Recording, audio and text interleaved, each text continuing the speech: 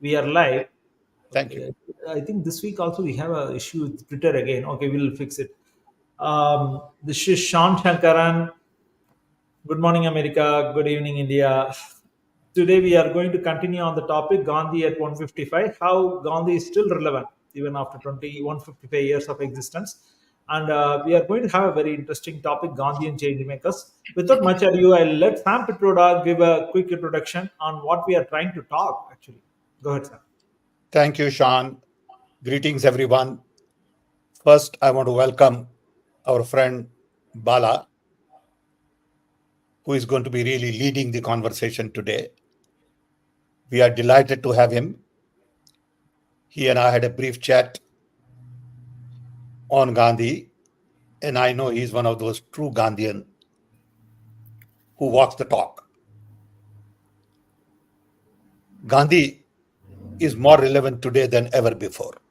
I have said this time and time again. Unfortunately, when I talk to young people,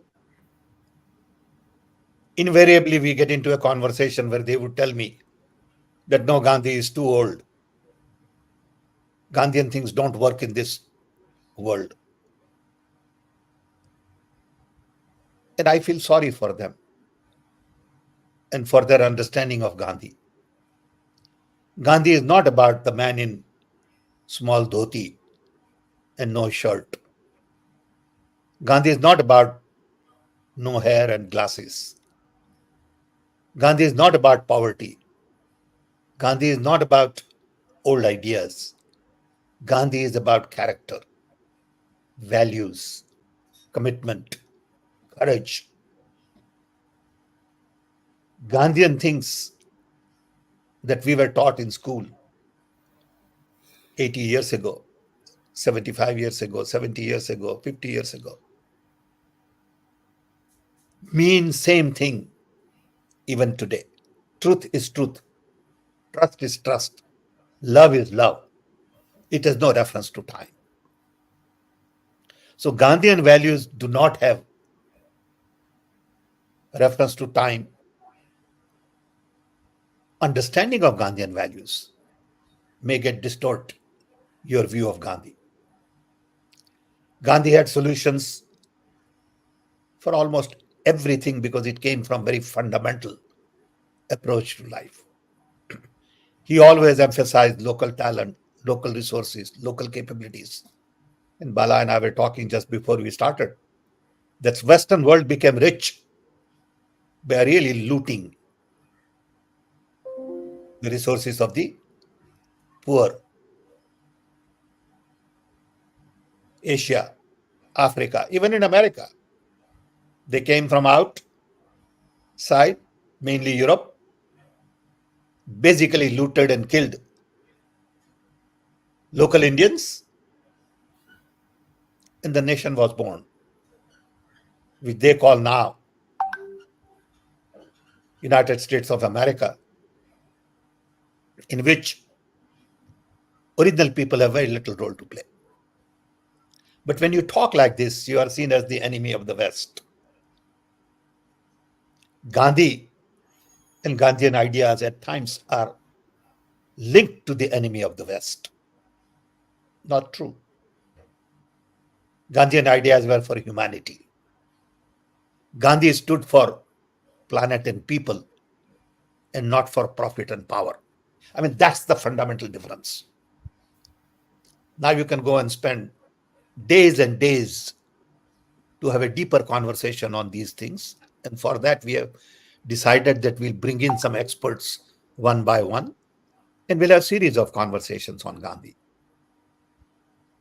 If we can, through these conversations, convert 100 people to Gandhian thought, I think we would have accomplished our task.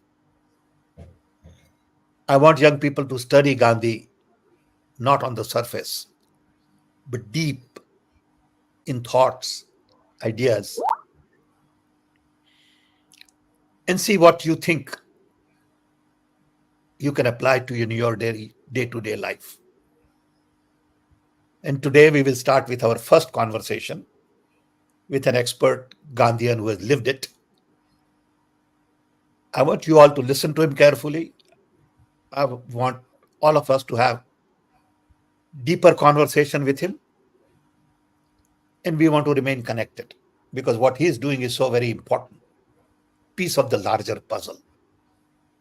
And no one man today is capable of solving all the problems. We each will have to do our own little bit, and it can only start from within.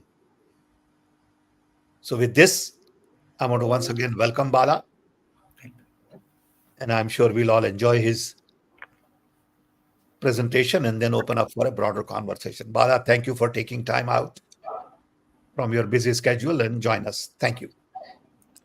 Over Thank to you, you. Mr. Thank you, Sam. Bala, before that, just why don't you give a quick introduction? Kind of, how did you got inspired by Gandhi views during your student days, and then what led you to analyze many such change makers? And also, you can give a small introduction why this topic as change makers, how many of these people are relevant. I can then share the PowerPoint. Thank Thank you. you. Thank you, Shan. Basically, I come from a small village in interior Tamil Nadu. My father is a small farmer who owned 2 acres of land. When I was studying in my first standard, there was a cooperative society, milk society was started in my village. Before that, I used to be woken up early in the morning, and my job was to sit on the road to ensure that the milkman who comes to collect milk from us does not go away without collecting during winter time when the milk production is surplus. I never knew why that was there. But when the milk society came in, that problem vanished because the milk society procured all the milk which we could produce in our home, our farm. Uh, 17 years later, I realized that that was due to one man called Dr. Kurian.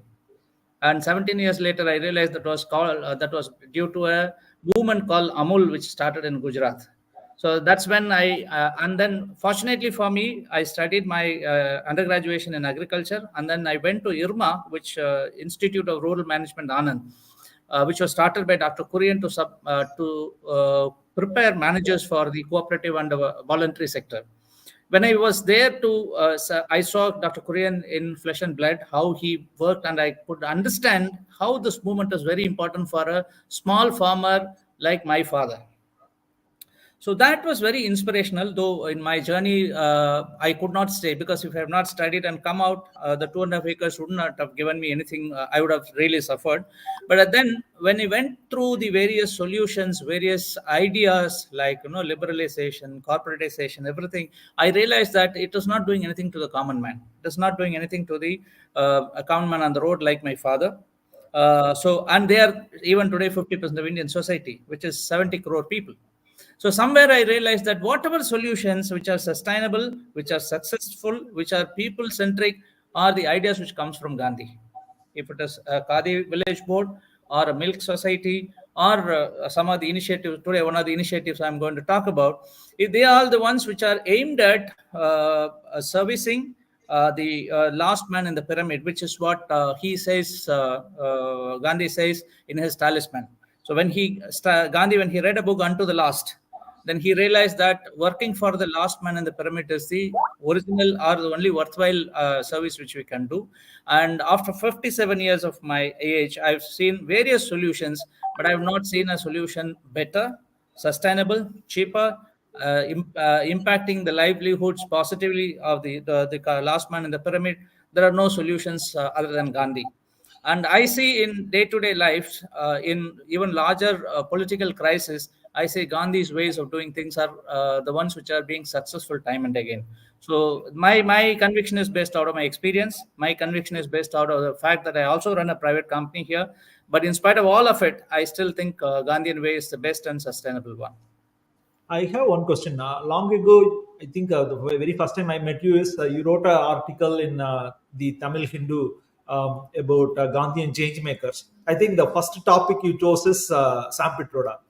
Yes. Even though we may not be going to discuss Sam Pitroda and Sam Pitroda's accomplishments through Gandhian ways discussed multiple times, I just want to hear your response, just a quick response. Why you thought Sam Pitroda used Gandhian ways to kind of bring the changes, whatever we are seeing in.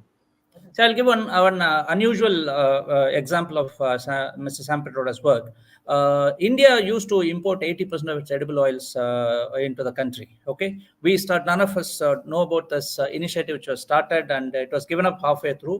1986, we started an edible oil project in India, and it was the job was handed over to National Dairy Development Board, and they launched a brand called Dhara. They also launched farmers, that is milk oilseed producers cooperative in 8 states, and then they launched a brand called Dhara. Within 2 years of its launch, Dhara captured more than 60% of the edible oil market in the country. In 1990, after 4 years of starting that project, we have stopped imports of edible oils into the country. Edible oil is the second largest, I would say, foreign exchange guzzler in the country, and which was stopped. That was the kind of an achievement which Mr. Sam Petroda did, and it benefited millions of edible oil farmers, edible oil seed production farmers. So I was one of the executives worked in that project, and I was personally aware, and that's why I thought Sam's approach is very Gandhian. Of course, we all know about his initiatives in telecom, in vaccines. One of my, I don't know, in the Tamil films, we all know a film called Padinar Vaidinile, where the hero of the film is called Chapani, who is actually a polio victim. In 1986, 70% of the world's polio victims were in India. We decided to go to the 21st century. We need, this cannot happen. So we gave that polio vaccines free. In 2013, we have eliminated polio out of this country. And it is free and is given to the common man. I mean, you can't have better Gandhian examples than this kind of initiative done by Mr. Sam. Sean, someday we should talk about technology missions. Yes, because younger generation don't know anything about it. Yeah. This was 40 years ago. What Bala is saying is all about technology missions on immunization, edible oil, literacy, water, telecom, and milk production. Yeah. I think people have a convenient way of compartmentalizing you into that whatever telecom stuff, Sam. I think, but it's not me. It is India. It is not me. It is India. A lot of people worked on it. There is a gentleman, Dr. Jacob Jones, from Guntur. Okay, he was the immunization expert. Yeah. I can tell you stories after stories on him. He's still alive. He must be 90 something. Okay, what a man, I tell you. Yeah. And that's what India is all about. Correct. Okay. Go ahead, please. Thank you. Yeah. Bala, continue, Bala. I think I want to hear you. Yeah, without much ado, I can share the presentation, Bala, so you can. Yeah. See, basically, when we talk about Gandhian way, again, I would like to start from that. We think Gandhi is somebody who's frozen in history. I want to tell you this example is something, a very recent example of a Gandhian way, which shows that, see, Gandhi is not, as Sam rightly said, is about his dhoti or his charka or his, one or two products which are khadi, one or two products which are associated with him. Gandhian approach is essentially about using local resources, using local talent to find out solutions for local problems. Therefore, what happens is the local community lives peacefully. Gram Swarajya means it is not only about one or two items. It is about having a peaceful life for the last man in the pyramid in a local society without wasting too much of resources. So the Gandhi's talisman, we can move to the next slide. Amalo Prabhavanathan has joined, so in case maybe at the end he can speak. I'll do one thing. Go ahead, Bala. You go ahead, Bala. Yeah, I'll finish this and I'll introduce why Dr. Amalopanathan is an important person here. Sounds good. So, yeah, thank you, sir. Thank you. Welcome to the presentation. Gandhi's talisman, it says that whenever you face to the dilemma as to what your next step should be, remember the most wretched and the vulnerable human being you ever saw. The step you contemplate should help him. That is a simple point. You don't require to no support the government or anyone need to support a person like me who can take care of myself. The approach is that you do something which should benefit the last man in the pyramid. Next. So we are here. Here we are going to talk about one important initiative which was started in the 1980s by Dr. couple Abhay Bang and Rani Bang. Mr. Abhay Bang is a son of Gandhian economist called Thakur Das Bang, who used to teach in Nagpur, and he was imprisoned during the 1942, quit India, and was sent to prison for 2 years. After he was released somewhere in 1945, India was about to get independence. So a lot of the government of India thought they should send people to USA and other undeveloped economies to get them trained, and so that they can come back and serve Indian government in various capacities. So Thakurdas Bank had got an admission of PhD in one of the US universities. So he was working with Gandhi. So he went and met Gandhi in his Vardha ashram. He placed the admission letter at Gandhi's feet to take his blessings. So Gandhi asked him, "What is this?" So Thakur Das Bang said that I've got a scholarship and I've got a admission in US. The government of India is helping me to study PhD. Gandhi told him, "If you want to study PhD, please go to a nearest village, work with people, and do something about the people. You will learn economics there." So for Thakur Das Bang, there is no, he can't actually speak against Gandhi. For him, Gandhi is the last word. So true to Gandhi's directive, he went and lived in a village nearby Wardha, and he worked for the common man. And then he spent his lifetime doing that. So he had two sons, and one was Abhay Bang, and he had an elder brother. Abhay Bang and his brother both studied in the schooling called in a model called Nait Halim, which is the new way of school, which is more of activity based learning, or something broadly we can call it, where when he was in sixth standard, he was given a small piece of land to till. So he was asked to farm and produce something, and he should produce and take the produce to the local mandi and sell it, and he should learn that entire process of farming. So he grew brinjal, and then he wanted to understand how to add the fertilizers and all that. There were no fertilizers no allowed in that farm. So he went and picked up the gobar, and then the urine of the cows, and he applied to the plant, and he grew, and the entire brinjal became too big actually. So the produce was very, very big brinjals, which we took it to the mandi, and then nobody was willing to buy that brinjal because they were too big sizes, and they've never seen a brinjal like that. That was one of the lessons. He says that later, when he was to design his own initiative, he was very clear that the consumer should accept whatever you produce. It is not that what you produce, the consumer should see what he wants. That one approach he learned out of that lesson when he was in school. Then he went on to study medicine in Nagpur. Rani was his classmate. So they both studied post-graduation. Abhay Bang was a general physician and Rani Bang was a gynecologist. After that, both of them went to John Hopkins, where they studied Master of Public Health, and they came back and then started this organization called Search, which is in the town Gadchiroli. Gadchiroli is part of the Dandakaranya forest, which actually spans across 5-6 states in central India.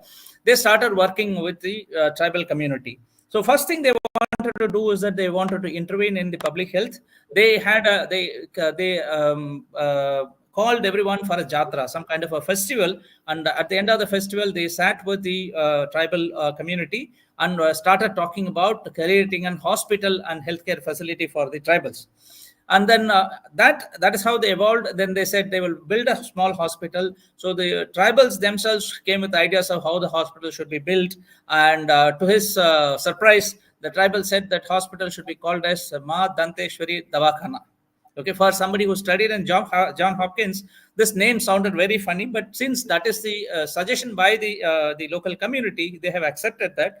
And then they identified 4 major problems of that particular community. The first one was the deaths during the deliveries, and the young children's death of children also. These 2 were listed as one of the important one. And then they talked about alcoholism. Third one, they talked about malaria. So these are the projects, important problems which the tribal community listed. So they said this is our problem. So with this, they started this entire initiative with a vision. You can go to the next. They say that our vision is to realize Arogya Swaraj. Exactly Gandhi's words, and it is in 1980s, mid 1980s. People's health in people's hands. So people will take care of their own health by organizing themselves, empowering individuals and communities to take charge of their own health, and thereby help them achieve freedom from disease as well as dependence. So this is the kind of vision where they said the problems are there, the solutions also should come from the community itself. That is the vision of their initiative. You can go to the next.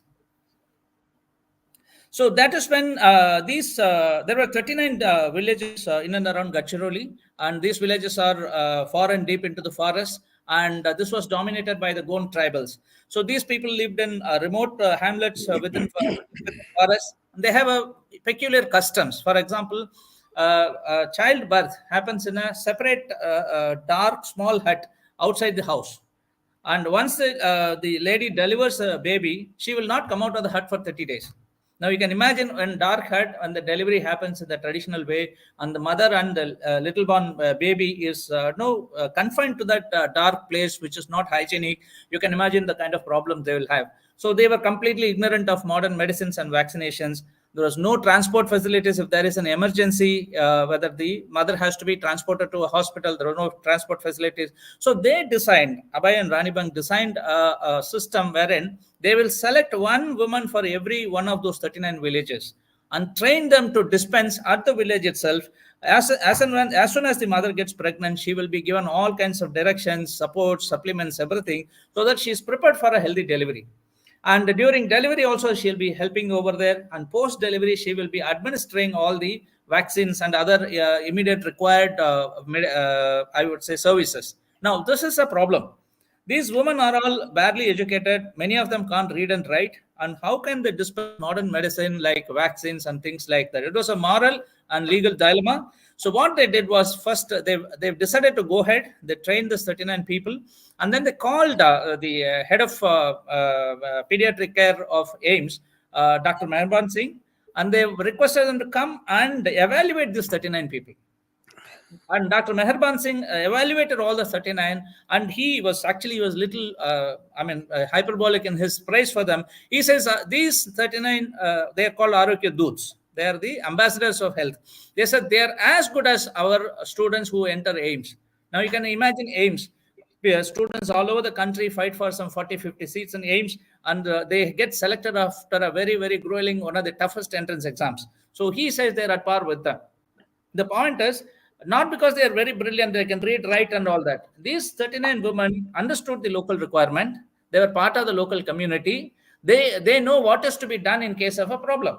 It was a simple. I mean, they are like the dabbawalas of Bombay. Their deliveries are their perfection of their deliveries. Their perfect deliveries of the highest order, basically because their business is based on that.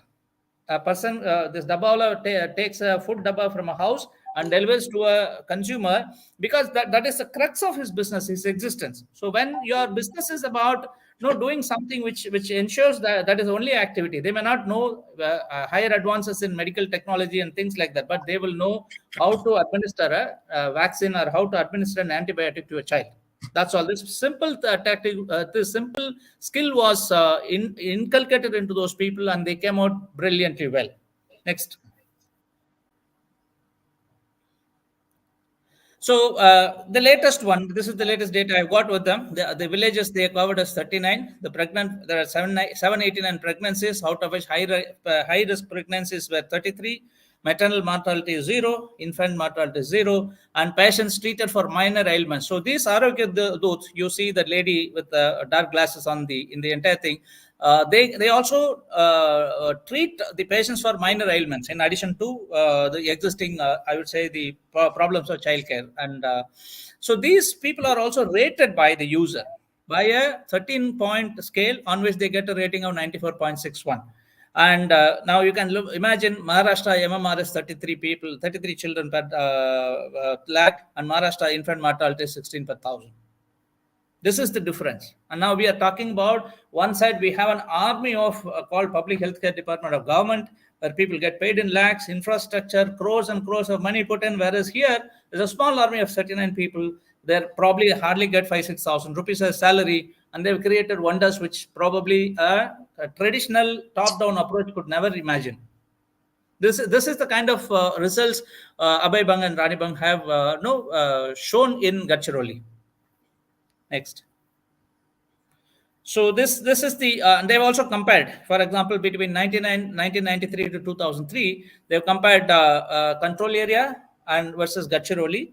Number of villages, you can see the numbers speak for themselves. So when 1993, when they started this entire operation, The neonatal mortality was around 62, whereas in the control area was little lesser at 58. But from there, in 10 years, the neonatal mortality has dropped down to 25. This is over a period of 10 years. After that, it has further come down.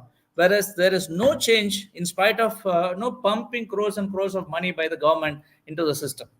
This is the difference, and this exactly is the Gandhian approach. Basically, because it's about a small locality where people who really wanted to solve the problem found out the cheapest way of doing things and involved the local community and developed and found solutions for themselves.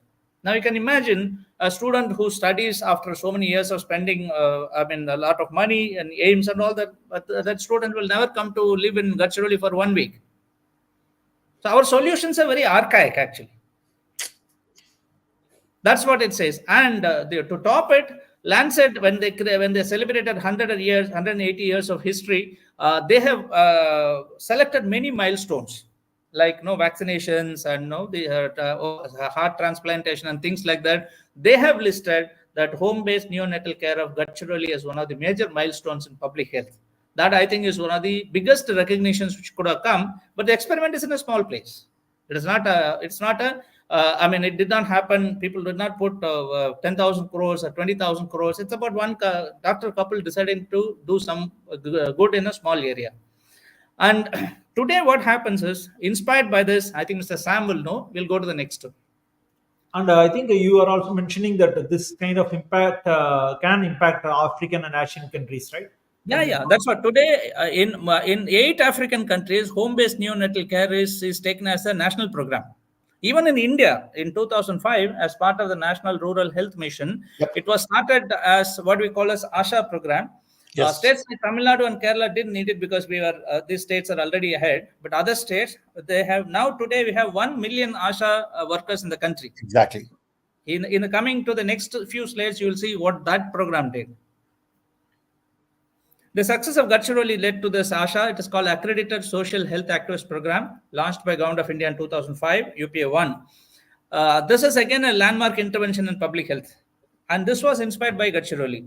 Now, today we have 1 million people, and they were the, I would say, front-end, support during entire COVID, when along with the other traditional healthcare facilities. Unlike Kerala and Tamil Nadu, central and North Indian states don't have this kind of a robust public healthcare infrastructure. These people were the warriors who stood and supported COVID handling during this pandemic. Next. Now you can see that between 1997 to 2017, that is 20 years, maternal mortality rate went from 412 to 103. This is one of the sharpest declines people say that it has happened in the Asian region overall. The neonatal mortality went down from 46 to 22. And the best part is, for the first time, you've got 1 million people, 10 lakh people go in every village. So any antenatal care, which is this people, especially poor people, getting was at 57% in 1987. In 2017, it was 94%. Quality antenatal care from 37 it went to 85%. Institutional delivery, which was important support in reducing maternal mortality rate and infant mortality rate, went from 34% to 90% today. That's amazing achievement by any standards. And all the government census, 1 million people, 6,000-7,000 rupees salary per month. It's not more than 1,500 crores on a 45 lakh crore budget of the Government of India. This particular giant of an achievement came out of a small Gandhian initiative called Gadchiroli Experiment. This is what we are saying Gandhian approach is. Gandhian approach is very simple, very elegant, uses local resources, involves local community, and then it gives a solution at a fraction of the cost of any possible, probably top-down approach which can ever do. Next. So in addition, Abhay Bang and Rani Bang, they also built a hospital in Gadchiroli so that other diseases also can be taken care. So as we said, the entire hospital was built in consultation with the local community. The local community clearly didn't want the multi-story building. They said the hospital should have only ground floor. There should be no first floor, second floor, some reason. And they said it has to be called as Ma Danteshwari Davakhana because for the entire Dandakaranya forest, Ma Danteshwari is the goddess who protects them. So this is part of, it's their hospital today. This community involvement, this stakeholding, this emotional stakeholding is what makes this entire experiment very successful. In addition, they are also having very, very successful programs against alcoholism and malaria, which was rampant in those areas. So it took that particular approach in the last 30 years, completely changed this Gadchiroli area. Gadchiroli today gives human development indices at par with Kerala, the best state in India. Next. So this is their numbers, the hospital numbers. So I mean, the numbers speak for itself. This is the last slide. Yeah, this is the last slide. Yeah, that's it's a small thing. I thought I'll do a small experiment in discussing these points. So any questions we can. Yeah. Maybe Amalur Pavanathan, you want to go on unmute and you can speak. You want to speak? I will introduce Dr. Amalorpanathan because he needs introduction. Mr. Sam, Dr. Amalorpanathan comes from a very, very poor family in Chennai's outskirts. He from there he went on to study medicine. He was a director of cardiovascular surgery. Sam is trying to say something. Go ahead. No, go ahead. No, Bala. I want to listen to Bala. Okay, good. Yeah. So he was the director of cardiovascular surgery in Madras Medical College. Madras Medical College is the oldest medical college in India.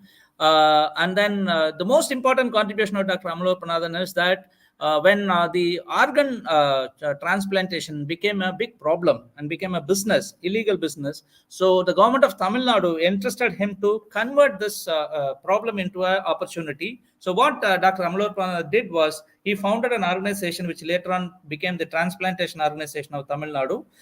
He worked with the stakeholders, like people who are involved, both private and public hospitals, and the patients and donors, everyone.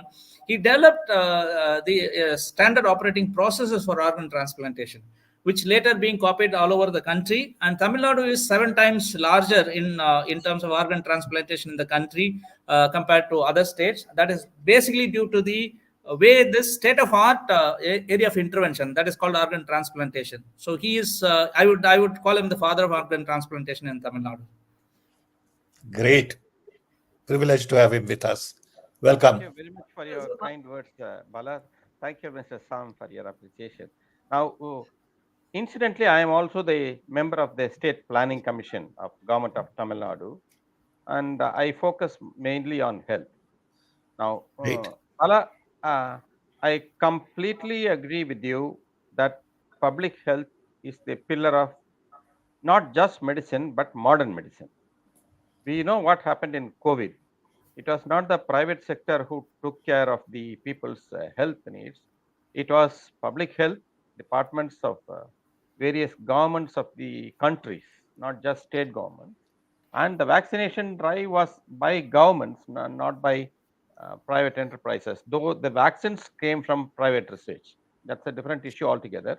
Now, to come to maternal mortality and infant mortality, I know of Dr. Bang's work for a long time, and we are deeply in awe and respect for their work in Gadchiroli, which laid the foundation for ASHA.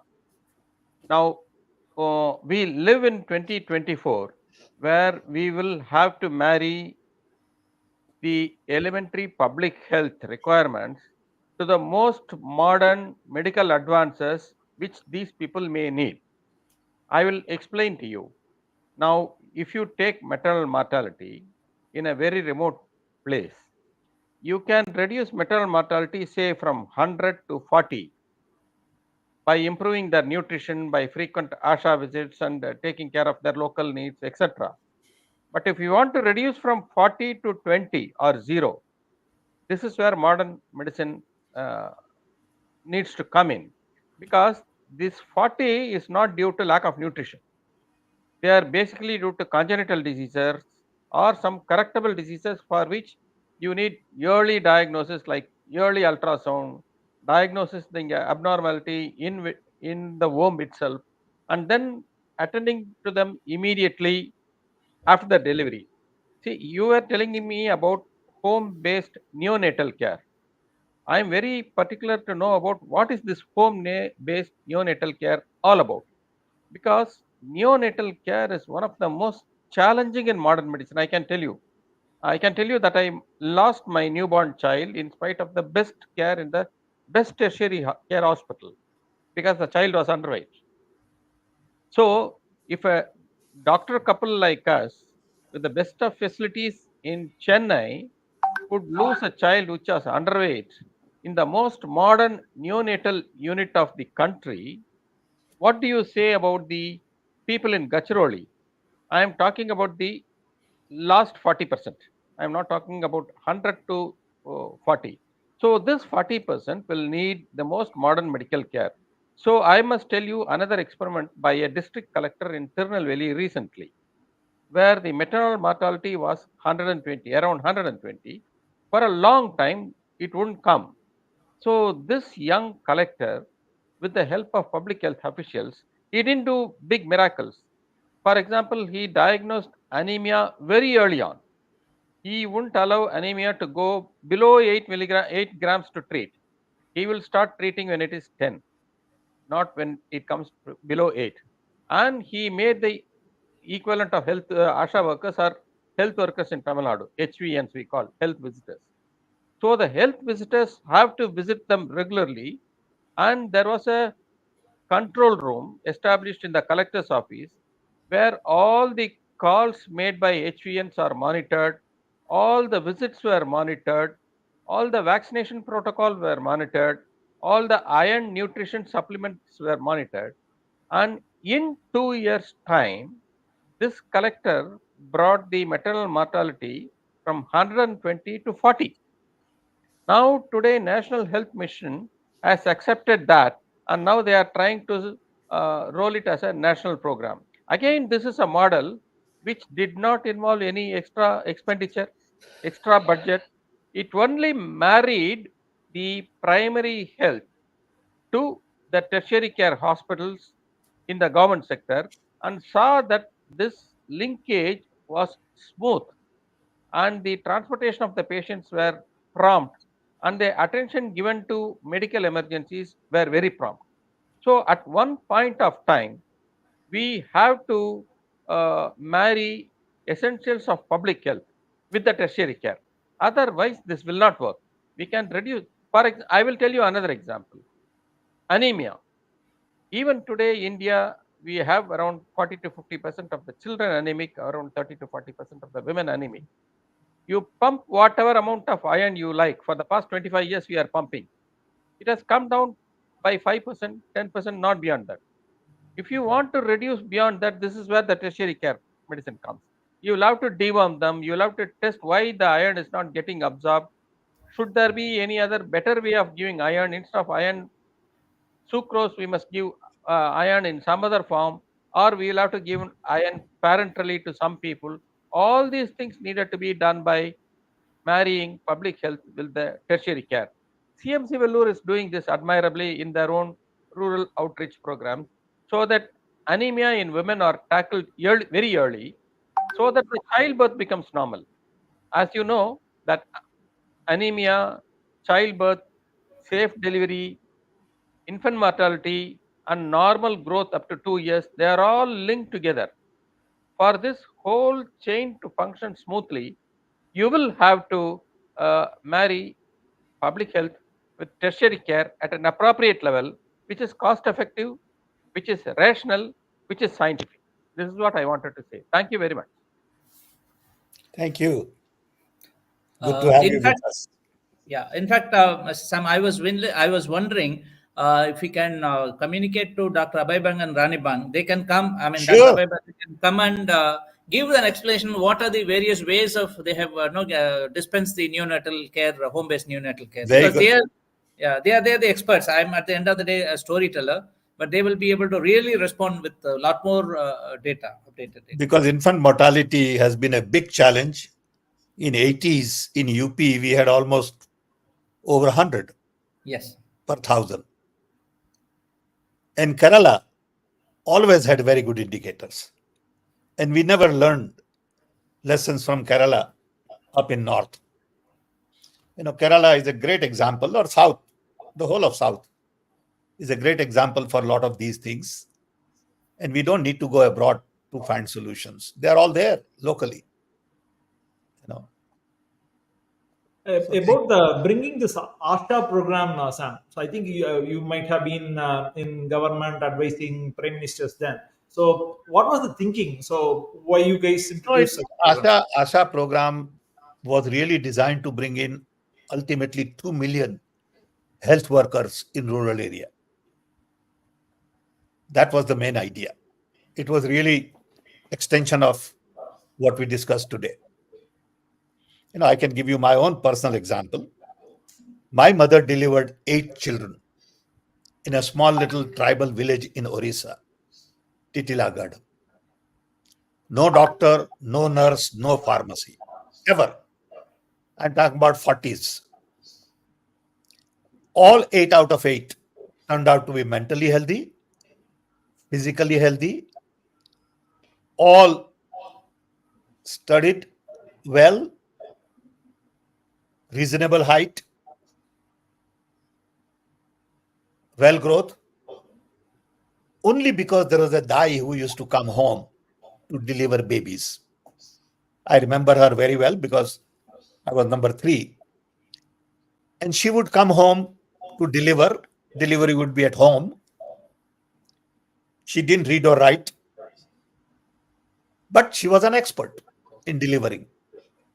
And immediately she'll give some bath to kid and put some oil and massage. And I tell you, the kind of things she did was amazing. And that one woman served the entire village. I'm talking about, 75, 80, I'm 82. So I'm talking about, almost 100 years ago. Okay. She made, in a sense, what we are. Okay.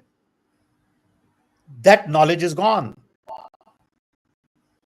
There are no guys like her anymore. I don't know how you train them. Okay. And that's the wisdom we have lost. So now if you want to deliver, you have to go to hospital. It is several tens of thousands of rupees of expense. In America, it is, tens of thousands of dollars. And it's pretty risky at the same time. So there is some truth to traditional way of doing things. And they must have done something right. Yeah. So thank you.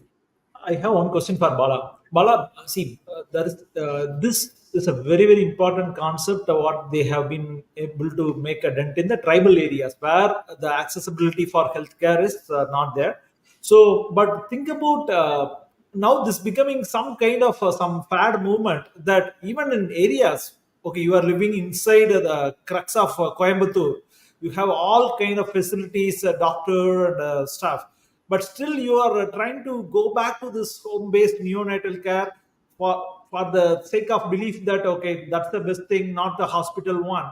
So that is not correct. There are some of these guys like Healer Bhaskar, there's a movement around that guy, a lot of fad stuff. So what do you think? See, and there are a lot of deaths and the people consciously avoiding going to the hospital system because they built theories around okay, in general healthcare system is kind of corrupt and some kind of conspiracy theories.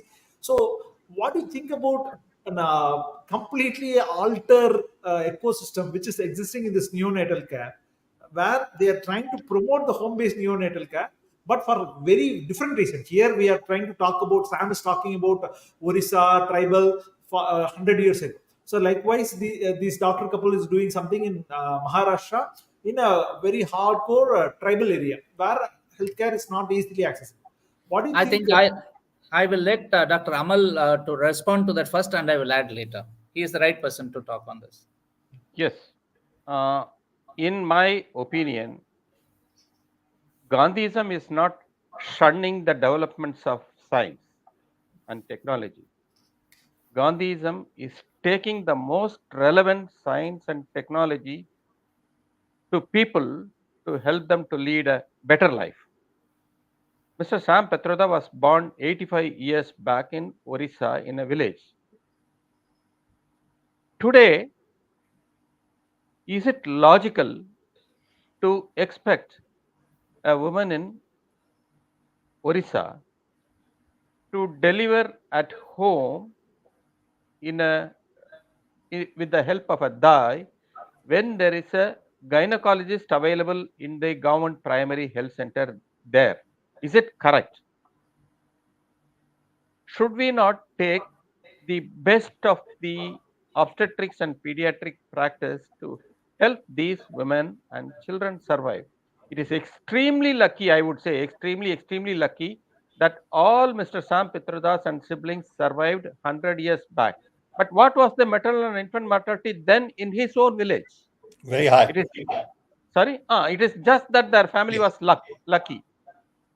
Because if this was replicable, India would not have had this high infant mortality rate and maternal mortality rate at all. Why was it high in spite of those dyes? It was high because it was inadequate.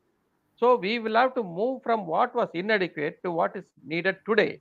Absolutely. So my point is, every person is entitled to the best medical care available today. Health is their fundamental right. It is not some largesse. But what is best, we will have to decide. And that best must reach the remotest of the village. And that is our promise that we will have to give to the people, like what even Gandhi would have done today. Correct. I'll add to that point. I completely agree. That is not comparable. Like the healer Bhaskar kind of fake guys who come with pseudoscience as a solution. But the point is that the home-based neonatal care is very required in Gadchiroli. But in a place like a urbanized state like Tamil Nadu and all that, you don't require it. But even here, I think Dr. Amal sir will agree that the home-based medical attention is being given. I'll tell you why. Some of the lifestyle diseases like blood pressure or diabetes and all that, people in villages, they really don't take them seriously until it becomes very, very, say at that time, today Tamil Nadu runs a program called Makkalai Thedi Maruthuvam. That is the medical care goes in search of people. So there is both in Tamil Nadu and Kerala. Kerala has a fantastic geriatric services where old people who cannot come to hospital, the hospital and the hospital services goes to their houses to treat them. So my point is, one solution need not be like what Sam said. It need not be the same solution for every problem. The idea is take of that and apply it in a new situation and see how very at a low cost involve the local community and then work with them so that the overall community benefits in this kind of approaches. I want to read some of the comments coming from our LinkedIn and few other places. Dr. Amit Let's Saini. open up for questions. Yeah, that's good. But it looks like a commentary. Mahatma Gandhi's relevance today lies in his philosophy of non-violence, ahimsa, truth, and his approach to social justice and equality. His principles continue to resonate in various fields, be it social movements, political leadership, and personal ethics. Here are a few ways Gandhi's ideas remain significant in contemporary times: non-violence in global conflicts, in a world marked by violence and conflict. Gandhi's advocacy for non-violence resistance offers a model for resolving. And also, I think there's a long comment. I think certainly, I think Dr. Amit Saini is a serious follower of us, our program. So I think he's talking about political and ethical leadership in an age where political leadership often faces ethical dilemmas. Gandhi's emphasis on moral integrity, humility, and service offers timeless lessons.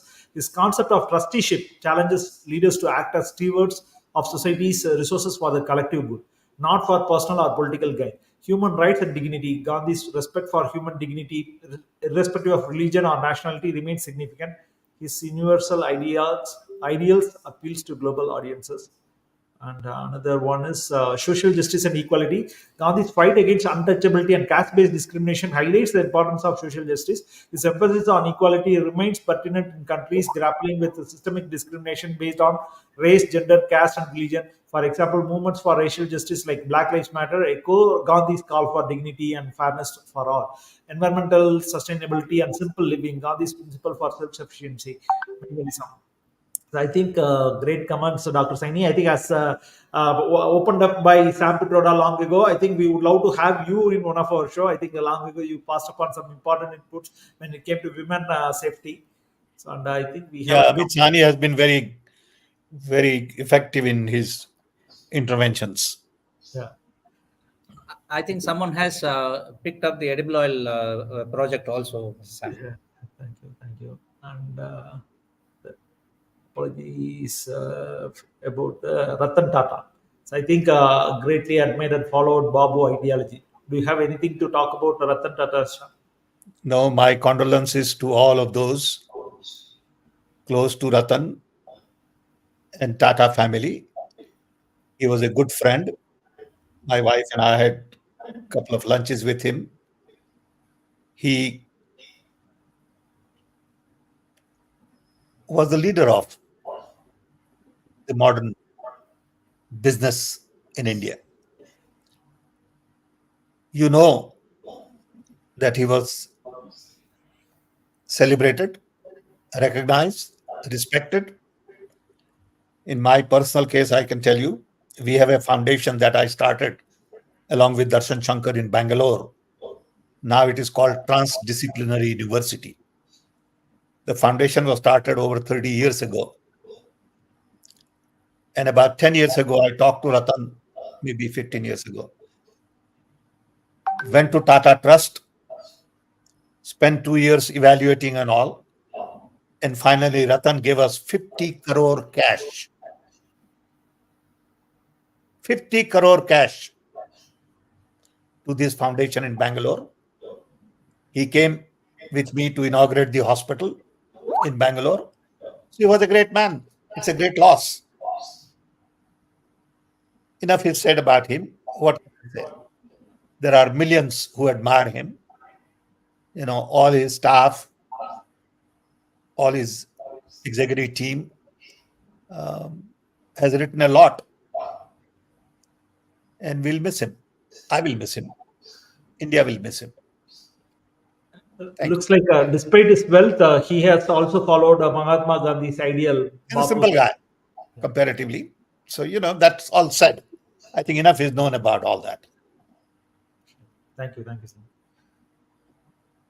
I think Dr. Saini is also talking about some interesting modern techniques through which some of this infant mortality rate can be reduced. FMR and IMR can be reduced. Next generation AI-powered fetal monitoring system. I think he's also talking about that idea. Fetal Light is a next generation AI-powered fetal heart rate monitor based on fetal ECG signal extraction technology that can be used during labor or post 24 weeks of gestation. So I think he has built a product, or he's talking about a product which is kind of the current technology is detecting fetal distress in the non-stress test and cardiotocography. This device uses Doppler and pressure sensors to measure fetal heart rate and uterine contractions, but has certain limitations. It is bulky and electricity dependent. This device needs an obstetrician or skilled nurse to locate the fetal heart rate and place probes appropriately. Also, data quality is variable as probes can slip off due to maternal motion or lose signal due to changes in fetal position. So he has tried this to bring to organization in Punjab but was unsuccessful. But it can be done. Fetal light Doppler can do this. So I think he is also trying a bunch of innovation. Good job, Dr. Amit Saini. So I think that's about it. But I think it was a great conversation, Bala, bringing the story of Abhay and Rani Bang to us, and how even Gandhiism is still relevant. There are people like Abhay and Rani Bang doing things like wonderful things without much worried about the returns and the kudos what they are going to get back from the world, and making a dent even after receiving the top education. So I think it's a phenomenal story what you have brought. I think these are the kind of stories which will inspire Priyamatas or even folks like me. Go ahead, Bala. One point which I want to correct. When we say Gandhi is still relevant, and that I think we should remove the word still relevant. For example, the quality of healthcare which the Abhay Bang and Rani Bang are imparting in Gadchiroli, it is 100th at the cost of 100th of the cost government of Maharashtra otherwise will be spending on normal So Gandhi is the right thing to do. If you want to reduce your government expenditure, understand how Abhay Bang and Rani Bang are doing, are dispensing healthcare, or how Arvind Eye Care is giving eye care at a fraction of a cost. Arvind Eye Hospital gives a quality of eye care better than NHS, National Health Services of England, at less than 1/100th of the price of England's budget. So Gandhi is not still. Gandhi is the way. All other ways are inefficient. Let's understand that way. For example, when Arvind makes 39% EBITDA, when the corporate hospital makes only 14% EBITDA, which is the most efficient way. Let's not get it wrong. All other corporate or government interventions are all very expensive. They use resources very, very, inefficiently. The most efficient way of doing things is Gandhian. Yep. Let's get this way. Let's put that as the mainstream and let the private sector or government understand and study how these Gandhian interventions are able to solve people's problem at much lesser resources and much efficiently. Radhesham Daroga from Facebook is saying, since UPA won, every hospital delivery is encouraged and mother is paid 1400 rupees plus ambulance for it. Amal sir, can you just tell me the similar incentive, which is this particular incentivization is from Tamil Nadu. Probably he can explain how we incentivize the visits to the pregnant mothers to visit hospital. The exact details I do not know. I mean, I don't remember offhand. It is the total of 18,000 rupees given from the date of conception to registration of the conception in PICME database till the child is delivered and all the vaccinations are completed. So this money is given in 3 or 4 installments. I can't remember correctly. I think 3 or 4 installments. Before dispersing every installment, we make sure that the pregnant woman attains reasonable standards, and then the next installment is released.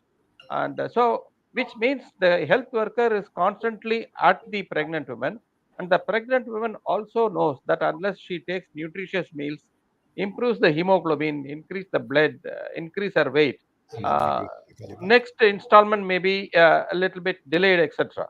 But it was never withheld. It was a bit delayed. No cash incentive was withheld, and it proved very, very successful. That most of the problems with the peri-obstetric period are now well taken care of because women want to come into the government public health fold because of this program. This includes even child's birth registration so that everything is seamless. So this kind of direct money transfer to women, all pregnant women, definitely made a change in Tamil Nadu. We have a lot of data. I don't remember offhand, but it has definitely made the life of pregnant women much better and delivery much safer. I'll tell you, Shan, I'll just add 2 lines to it. You know why that monetary incentive was devised? Because typically the problem of IMR, MMR is related to lower end of the society where women are either they go at agricultural laborer or work in some other places like menial jobs. So for them, taking 2 days of their life and go to hospital is a big luxury. So the first time when she goes when confirmed pregnancy, she's given 4,000 rupees. It takes care of her 1 week's wages. We can never ever imagine the comfort that 4,000 rupees gives it to her.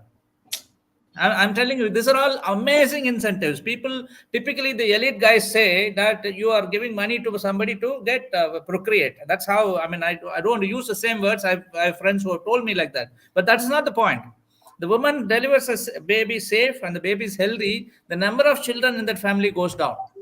That is also directly linked. So these are all very clearly data-based, I would say, policies and processes which came from Kerala and Tamil Nadu, which today are being taken out. I think that we should be proud of that fact.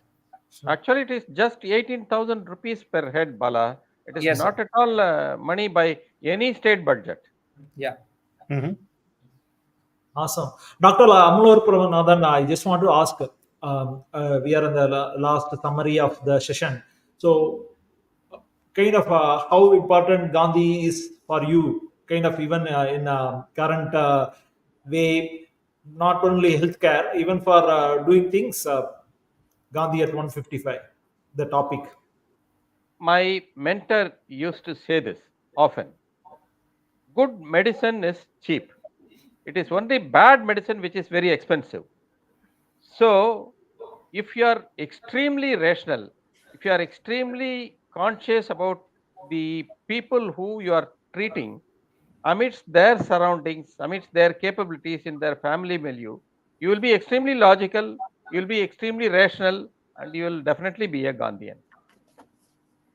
Thank you. Sam, any summarizing thought? Hopefully, Bala will be coming up with one another topic, Changemaker, next week. We'll try to do this for a few more weeks or as many weeks as possible. So, go ahead, Sam. No, it's great. I want to thank both of our guests. This has been interesting. We need more of this. At the end, Gandhi has to be a way of life. It's just so simple in many ways, and then it is so complicated in some other way. It's about doing things with local resources, minimum resources. It's about character, it's about morals, it's about ethics. And we need to really practice Gandhi in our own way. And different people have different idea of what Gandhi is, which is okay. So I'm glad we have started this, and I really want to thank both of our guests for joining us, and we invite them to come again and share with us. I also want to thank all our friends joining and asking questions. It is because of them that we continue this conversation. Every week we have hundreds of people joining, and I'm told thousands of people watching this. So we need to multiply. Thank you, everybody. Thank you. Sir, just one question. Yes, So, as both of you, like on the panel, sirs mentioned that we have Gandhiji mentioned about Gram Swaraj, and he wanted decentralization of the like a rural area should be a complete unit of whether it be healthcare or be it cleanliness. But now we see that the gap is widening. Like I can tell you from my example. I come from a village in Konkan, Maharashtra. So in there, if any of the neonatal cares, if there is a complication, the people have to run to the next big city like Kolhapur or Satara or so still we have not achieved this. So can you just shed a light, like is there a intent of the government sides of what is lacking, or why is it not like the rural areas the same type of amenity services are provided like we have in the urban areas? That is my question. I think I'll request Dr. Amal to respond. Thank you. The answer to it lies in two key words. One is decentralization of all powers, not just some powers, but all powers. Second is equity and social justice built into every scheme that the government thinks of or plans to implement. To happen that, we must elect representatives who respond to people's need in the most honest, genuine, and transparent way, and who are role models themselves and not otherwise. Till such thing happens, we will face problems like the people of your village face today. Thank you. To just add a few words, post Panchayati Raj in 1993, some amount of devolution of powers and finances went to the local government. One state which used it the most is Kerala. So if you go to any village in Kerala, the primary health center in Kerala, the women in Kerala need not go like what you're saying. They need not travel hundreds of kilometers to get the best world-class medical care, primary medical care. And they then on that they have built up secondary and tertiary medical facilities. So Kerala is one state where probably you will feel like you are in Europe as far as medical facilities are concerned. The answer is very simple, as Dr. Amal said: devolution of power to the gram panchayats. Panchayat Raj, as Gandhi said, is one of the most it should form the core of governance in India. Yes, so because even ASHA workers, they are suffering, like they didn't get their salaries are not paid. So I feel that there is some lack of intent also from the those who like are in the government or those who the authorities part. So I think this should also be a people's movement. I mean, there is no check whatsoever. We don't find these schemes. I'm talking about Maharashtra, which is still better. If you go to the north and in the interiors, it's just it gets the gap is like just widening across. So Very, somewhere down the line, like I feel that the rural areas we need to more focus on them as regards to healthcare. very true. Thank you. Thank you, Priyamata. Thanks a lot, Balasubramaniam. Looking forward to talk with you in another topic. Thank Sam, you, everybody. thanks. Thank you, Mr. Thank you, sir. Thanks. Thank you. Thanks. Thank Bye. you. Thank you.